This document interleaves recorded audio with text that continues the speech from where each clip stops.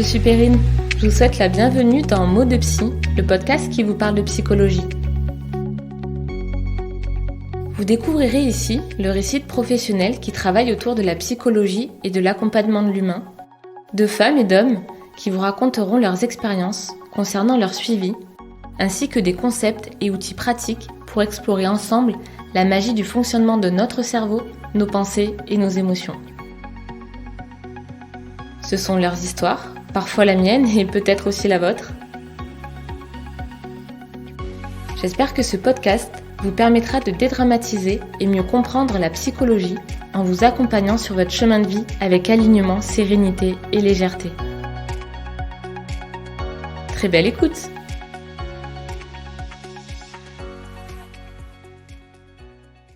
On peut parfois avoir la sensation que les jours sont semblables les uns aux autres, qu'ils défilent sans saveur avec un arrière-goût de rien.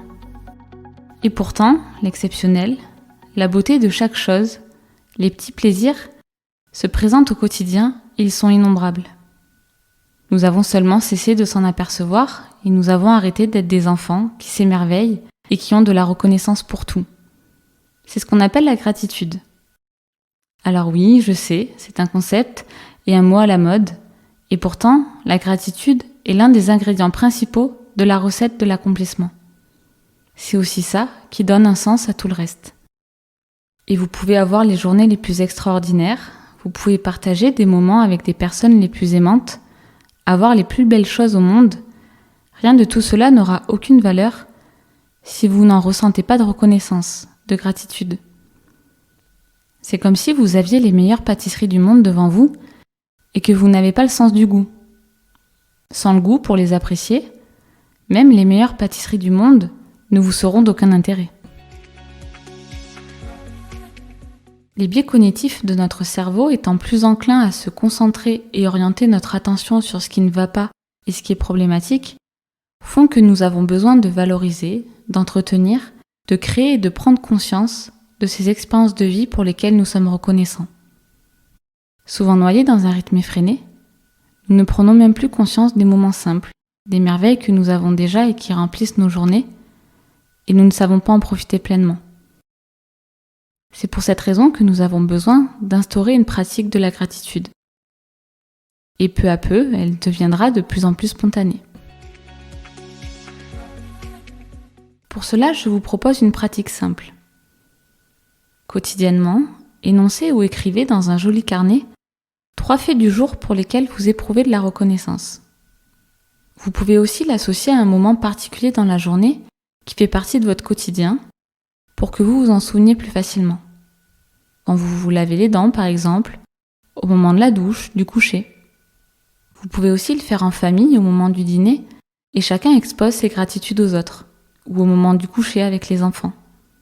Vous verrez, c'est un beau moment de partage et les enfants sont très doués pour trouver naturellement des choses pour lesquelles ils s'émerveillent et souvent ils adorent ça. Et depuis que je fais de l'hypnose, je mets des paillettes un peu partout. Et c'est une super manière de faire cet exercice de gratitude grâce aux paillettes.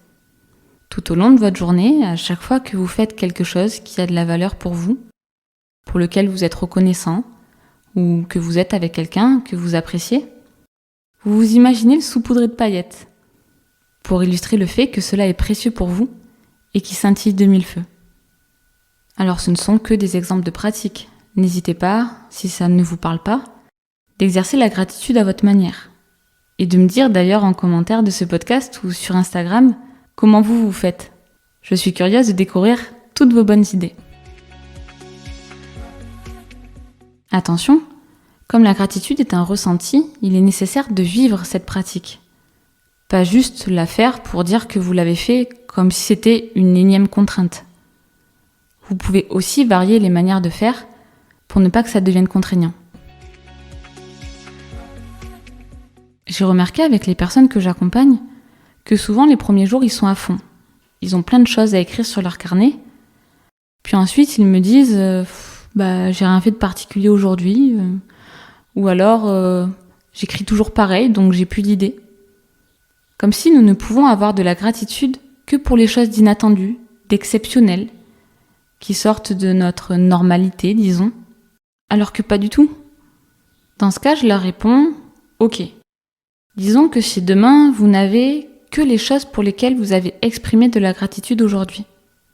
Pourquoi, en 2 mots, vous seriez reconnaissant? Autrement dit, imaginez que vous vous couchiez et quand vous vous réveillez, il ne vous reste que ce pourquoi vous avez eu de la gratitude la veille. Tout le reste a disparu, a changé ou s'est transformé.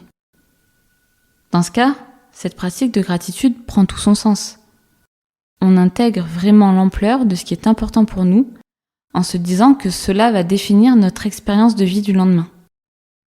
En le voyant de cette manière, vous remarquerez toutes les choses qui vous entourent, qui vous semblent pourtant anodines et qui pourtant vous apportent tellement. N'hésitez pas à être accompagné par un professionnel pour mener cette réflexion si cela vous semble inconfortable. Je vous invite donc à exercer et tester cette pratique de gratitude et à observer toutes les choses de votre quotidien qui sont au final tellement importantes pour vous. Remarquez l'effet de la gratitude dans votre vie. Quant à moi, je vous envoie plein de paillettes de gratitude, car bien entendu, je souhaite que vous soyez encore là demain, et je suis très reconnaissante de vos écoutes, de votre présence et votre soutien pour ce podcast.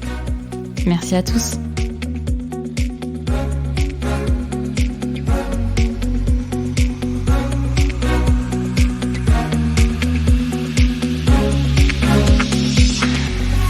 Je vous remercie d'avoir écouté cet épisode et j'espère qu'il vous a plu. Si c'est le cas, je vous invite à le partager autour de vous et à me le dire avec des étoiles sur votre plateforme d'écoute. Je vous remercie également par avance pour vos commentaires. Pour découvrir les actualités de ce podcast, je vous invite à vous y abonner et le suivre sur Instagram sous le nom de mo.2.psy. À très vite pour le prochain épisode. Vous aspirez à avancer sur votre chemin de vie avec alignement, sérénité et légèreté et vous choisissez de vous responsabiliser dans votre croissance personnelle, relationnelle et professionnelle. Vous voulez être accompagné pour intégrer ces concepts et pratiques? Alors vous pouvez me contacter sur Instagram ou sur mon site internet perrinegaillard.psychologue.com.